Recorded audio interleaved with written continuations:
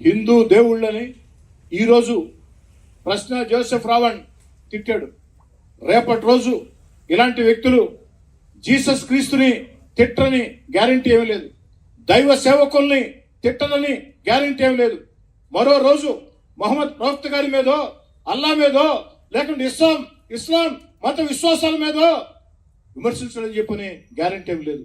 మరి సమాజంలో మతాల మధ్య, కులాల మధ్య తగాదాలు పెట్టి పెంచి పోషించే ఇలాంటి వ్యక్తులు ఈ దేశం మీద నాకు నమ్మకం లేదు, నాకు దేశభక్తి లేదు, శ్రీరాముడి గురించి నేను నీచంగా మాట్లాడతా, సీతమ్మ గురించి నీచంగా మాట్లాడతా, మహాభారతం గురించి నీచంగా మాట్లాడతా, బంగ్లాదేశ్ లో ఉండే హిందువుల్ని, సాటి హిందువుల్ని ఉచ్చ నీచాలు మరిచి మాట్లాడతా,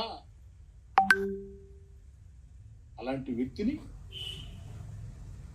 జోసెఫ్ ప్రశ్న రావణ్ జగన్మోహన్ రెడ్డి గారు మీరు సమర్థించటం దుర్మార్గం, దారుణం.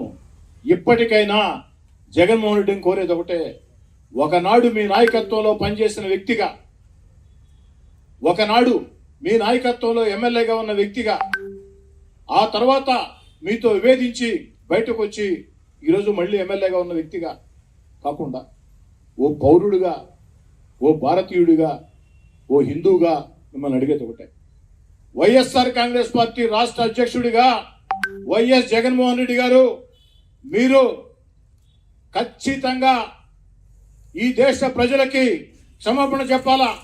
హిందువుల, ముస్లింల, క్రైస్తవుల తేడా లేకుండా భారతీయుల మొత్తానికి క్షమాపణ చెప్పాలా.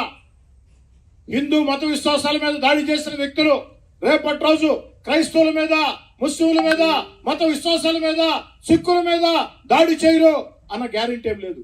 అందుకే ఇలాంటి వ్యక్తిని సమర్థించిన దానికి బహిరంగంగా నేను క్షమాపణ చెప్తున్నా అని జగన్మోహన్ రెడ్డి గారు మీరు చెప్తే ఖచ్చితంగా ప్రజా జీవితంలో కొనసాగే హక్కు మీకుంటుంది. అలా కానప్పుడు ప్రజా జీవితంలో మీరు కొనసాగలేరు. మీ ప్రజా జీవితంలో మీ యొక్క రాజకీయాలకి ప్రజలే ఖచ్చితంగా ఫుల్ స్టాప్ పెడతారు, కామా కాదు ఫుల్ స్టాప్ పెడతారని చెప్పని తెలియజేస్తుంది.